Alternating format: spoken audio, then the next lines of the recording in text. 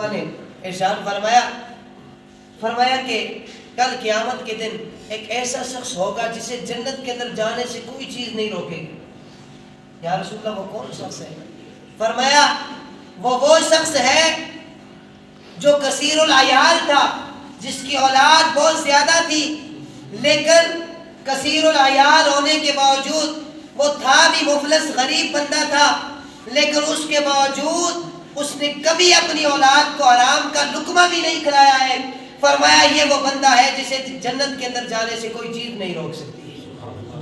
تو رزق حلال کھانے کی کتنی برکتیں ہیں، لیکن یہ بھی سنیے یہ جتنی بھی برکات بیان کی گئی کہ جو رزق حلال کماتا ہے اپنی اولاد کے لیے وہ جہاد کرنے والے کے برابر ہے، جہاد کرنے والے کی طرح ہے.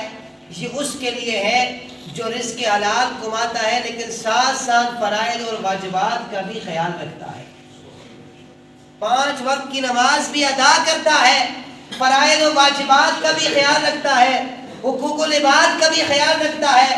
اگر حقوق العباد کا خیال نہیں رکھ رہا تو پھر بھی اس کو یہ برکتیں، یہ فضیلتیں حاصل نہیں ہو سکتی ہیں.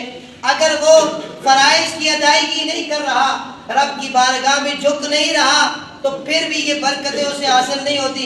سارا دن ادھر ہی لگا ہے، اللہ تبارک و تعالیٰ کا حکم ہے کہ آ کے نماز ادا کرے، ادھر نہیں آ رہا تو فرمایا پھر اس کے لیے یہ برکتیں نہیں ہیں. لیکن جو 5 وقت کی نماز بھی ادا کرتا ہے، فرائض و واجبات بھی ادا کرتا ہے، اور اس کے بعد پھر اس کے حلال کے لیے سعی اور کوشش کرتا ہے، تو اللہ تبارک و تعالیٰ یہ ساری فضیلتیں اسے عطا فرما دیتا ہے.